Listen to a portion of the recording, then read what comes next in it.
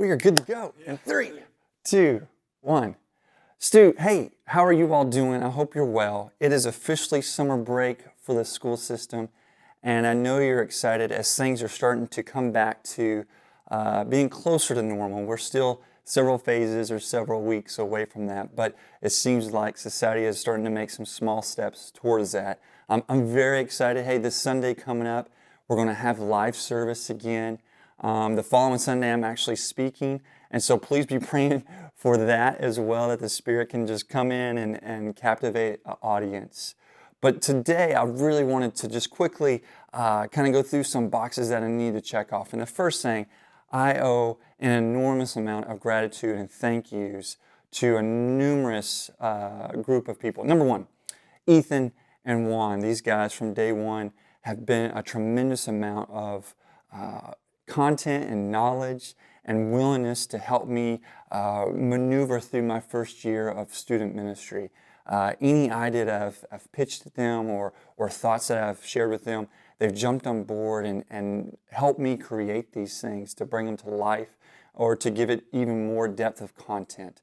And I cannot thank them enough. I'm super excited to see what year 2 is going to hold, where, throughout this year we kind of had to figure each other out and see where our strengths and weaknesses are, and we obviously know where those things are now. And we're going to have this summer to kind of brainstorm and come up with some creative ways to present the gospel, to challenge you all to grow in your faith, as well as to challenge ourselves to grow in our faith and in our craft of presenting this content to you all. So to Ethan and Juan, these guys are just amazing at what they're doing and helping me out as well. Next is Madison, Abriella, and Jody, the interns this year.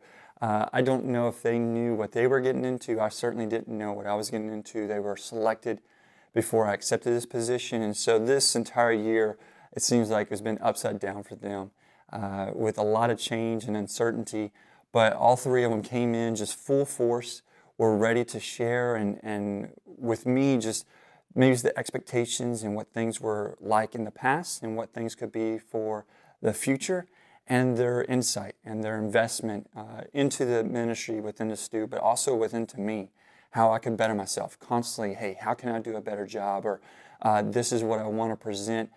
What type of avenue do I travel down to make sure that this is coming across the way that I want it to come across? And they were always willing, more than willing, to give me their advice and give me their point of perspective. And I don't know if without them this year, if you consider it a success, I think it was successful. If it would be that, if those three weren't fully invested into ensuring that it would be success. And so, again, to those three, thank you so much. You have set a very high expectation and bar for the interns to come. Next, and I cannot forget this guy, that was Matt Krebs. Such a behind-the-scenes, just awesome guy, individual who wanted to make sure that this first year was done correctly and was very smooth for me, but also for this entire ministry. Again, to come in and not change things, but obviously things are going to change. Matt was a huge key role in this, making sure that helping with stage props and setup and transportation, and again, to have someone to bounce ideas off of at any time of the day. And a lot of times I would bring an idea in and say, okay, help me create this idea. Let's bring it to formality. Was super amazing to have somebody like that in my corner. And then the adults. We have so many volunteers that are willing to take time, effort, and energy and invest into middle school and high school and college age students. Without them, this would be a circus for sure.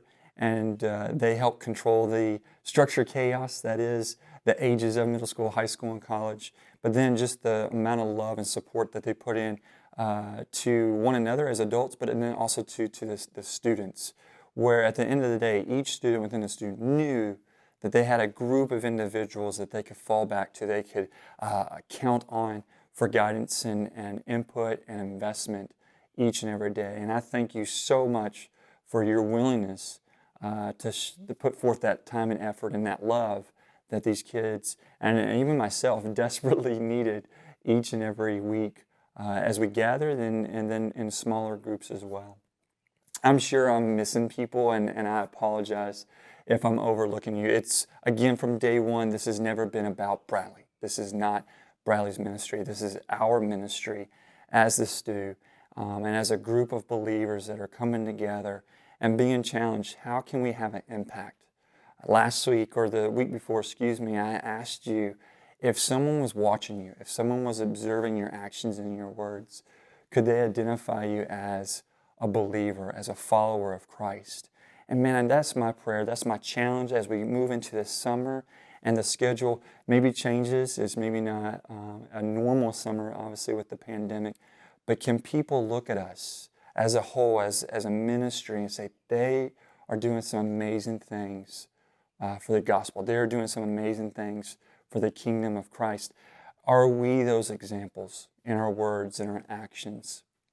This entire school year started with Matthew 22, the verses of 37 and 38, where the Pharisees are trying to trick Jesus, and they think they might have him on the ropes. Hey, Rabbi, teacher, Jesus, what's the greatest commandment? Because if it's not what they want to hear, or what they maybe expect to be the greatest commandment, man, now they got a case against this guy. And again, there's over 600 commandments in just the Old Testament alone, which they've all been studying. And I love Jesus's probably just swagger a little bit and nonchalant, like almost like, man, that's the question you guys are wanting to try to trip me up over, because for him it was so easy. It says, love your Lord with all your heart, with all your soul, and with all your mind. That covers every single aspect of us. Again, kind of like that body check that I asked you. Hey, how's your head? How's your heart? How's your legs? How are you mentally and emotionally? How are we physically? And how are we spiritually? He covers all those. And he says, this is the greatest. And right there with it, in verse 38, he says, and to love your neighbor as you would love yourself. You're combining these things. Hey, to love God, we have no trouble loving God. He has provided so much to us. But now we need to go out and love our neighbors. Love your neighbors as much as you love yourself. Again, we want everything to be the absolute best for us. And we need to turn around and make sure we're doing that for our neighbors, the neighbors that we absolutely love and those that we absolutely cannot stand to be around. That is the greatest commandment that Jesus offers and then obviously portrays. Again, I cannot overemphasize that on the cross, taking his last breath, it's not a select few that he is praying for, that he is begging and pleading to his Heavenly Father to forgive. It's everyone. God, they don't know what they're doing, man. They are going to make mistakes. They are making mistakes. They are lost and confused, and it is going to hurt your heart sometimes, God, that what they're doing, but forgive them. And if that can be brought upon us, to love our neighbors and to love God and invest in them in our words and our actions, this should be second nature to us. So as we're moving through this summer, we've got some really cool, exciting things on board. We've got kind of a virtual podcast where it's coffee combo with EB&J, where Juan and Ethan and I, it's probably going to be recorded where we're sitting around a table, obviously drinking coffee, and we're going to talk about Scripture. We're going to talk about certain topics that might happen throughout that week, and just things that maybe come to us that like, hey, the youth need to know this, or if I was their age, I would want to have had this knowledge, and we're going to pass that along. We're starting a STU service that's going to start the second week of June, where Juan and I are going to kind of dive in the same material that they're doing in big church, but hopefully presenting it in a way that's a little bit more applicable to middle school and high school and college, where you can no longer say, this doesn't pertain to me. Oh, it actually does, because we're going to take the same material and maybe word it a little different, have a little bit different examples to illustrate this, but to cause a service within the STU on Sunday where we can gather again, keeping social distancing and all the requirements that's being mandated to us, but where we can gather, because that's what we're missing, this camaraderie and this community of believers and non-believers coming together and saying, man, I can build confidence and strength with these people around me. And so we're going to be sharing more about that in these next few weeks to come, and we're excited about that. But as we're going through this summer, man, I challenge each and every one of us. Our faith, it's a verb. It's active and it's growing. And the last couple of days, with all the rain, I planted a garden, and every day I'm kind of looking out the window and seeing what is this vegetation, these seeds that I planted, these small little plants that I put in the ground, what are they doing? Because they need sunlight, they need soil, and they need rain, and they're getting all these things at an abundant amount. And how is it growing? How is it transpiring? And that is exactly our faith as well. Are we feeding our spirit? Are we in God's Word? Are we praying? Are we having good dialogue and communication? Are we being challenged? And this person over here I don't get along with, and I know though that the Spirit's calling me to invest time and energy into them. Are we doing that? Are we forgiving those people that we need to forgive? Are we allowing people to invest into our lives so we can grow? All these things, man, we've got several weeks to come that we can start really building upon a platform. So when the next school year starts here in August and everything hopefully comes back to normal and we're meeting, the STU isn't the same. It should not be stale. It shouldn't be stagnant. It's constantly evolving and growing, and I cannot wait to be a part of that for these next weeks and months to come.